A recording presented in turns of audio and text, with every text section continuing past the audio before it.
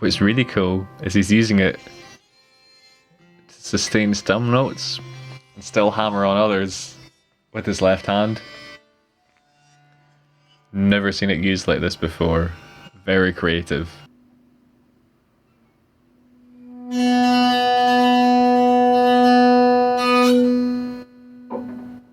Alright guys, Jack here, JBF Music and Guitar Lessons, and what I've got for you today is another one of these reaction analysis to the ever outstanding and amazing guitarist Alip Bata. This is his cover of the soundtrack to the film Last of the Mohicans. This is the main title, the kind of main theme. I have a vague memory of the film score being quite traditional, quite folky, and just very cinematic, very climactic. As ever, I'm incredibly eager to see what twists and turns he throws at me here, what he adds to, and what he'll do to make it so unachievable for a mere mortal like myself to ever be able to play on guitar. And just before we hop into it, if you do like these videos, please consider to subscribe, enable all notifications, likes and comments. All the engagement for the channel is just fantastic. And on that note, I appreciate the support you guys have given so far. It's been absolutely amazing. So once again, thank you so much. But let's get into this. Let's see what he does with it. Just before we go off, he's holding something over the guitar, which looks to me like it might be an Ebow. So I'm really intrigued to see what he does with this.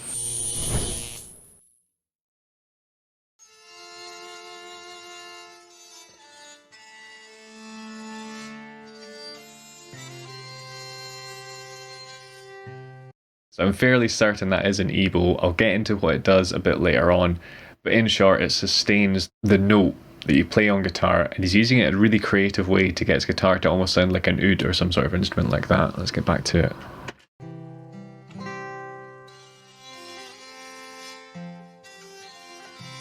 Almost like a violin.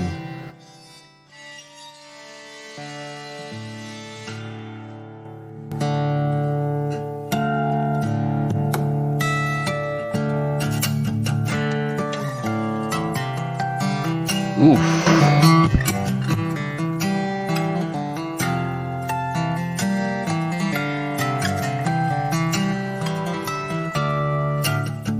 Using his nails of plectrum. He's full of tricks, this guy.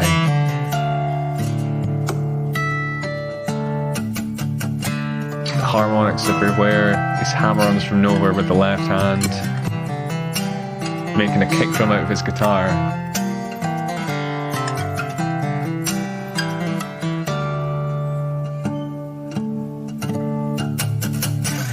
So effective using a nail to chug on that string.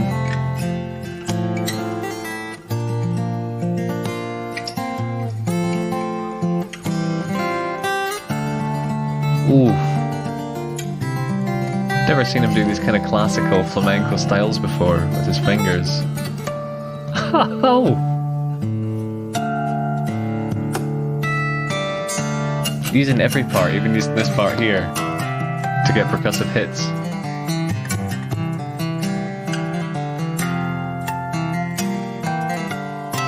The ever-present artificial harmonics just really make that main melody sing.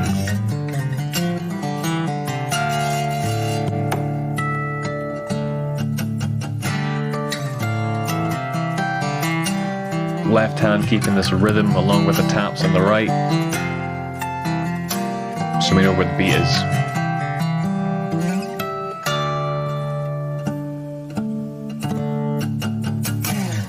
Some natural harmonics along with the artificial ones there. Really nice finger rolls here, so it's kind of going across the strings.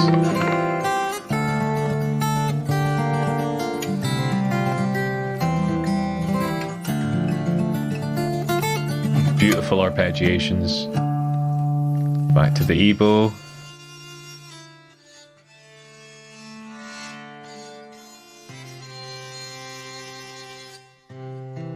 What's really cool is he's using it to sustain some notes and still hammer on others with his left hand.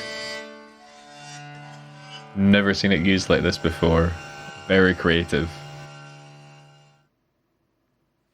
Fantastic. It almost goes without saying at this point, but just another tour de force, another fantastic arrangement from this guy. As ever, I'm spoilt for choice for things to look at and break down. I've got a few ideas of what I want to tackle alongside the Ebow, so let's get to that.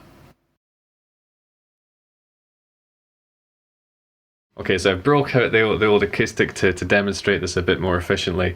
This is a thing I have covered to some extent before in my loop pedal demonstrations videos, which I'll link to with the eye up there. But you can get a lot of sounds out of the guitar rather than just kind of chords and kind of, you know, strumming and that sort of thing. You can use it very percussively, so some things you can do, slap the frets here, you can slap above the sound hole. The thing he did that was really cool was tapping the body of the guitar with just a finger. You get this kind of more low bass drum type sound, whereas if you use a nail or kind of flick at it, you get a sharper, more kind of snare type sound. The thing that he did that was really cool was kind of hit the guitar here. So again, this is just a different percussive sound. You can get kind of like toms, lots of sounds to be had. Quite a departure from the more kind of traditional, you know,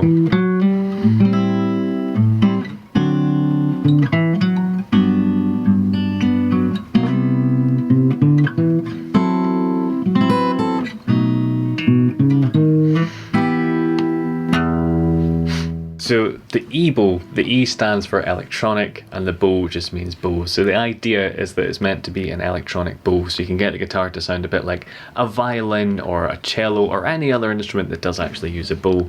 The way it achieves this, it's basically just a magnet. There's an on switch that turns the magnet on, and one that turns it off, and then you can make the magnet go into kind of overdrive, so it makes even more strange noises.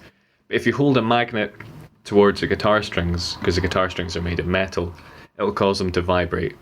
Whenever they vibrate, that's when a sound happens. Like if I just do this, the sound is happening because the string is vibrating. So if I turn on my glorified magnet here and hold it above the string,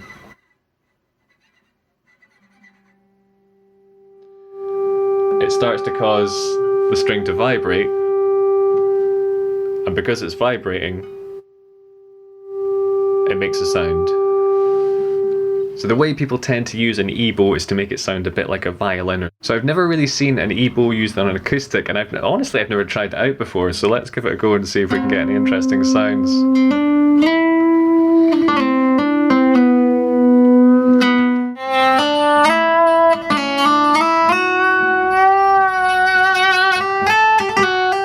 So it does look to me like he's either got a kind of different version of this, or maybe just even taken this cover off, because it looks like he's able to sustain more than one string at a time, which I can't do this. It's designed in such a way that the strings kind of go through these grooves at either side, and then the bit in the middle is where the string goes to get sustained.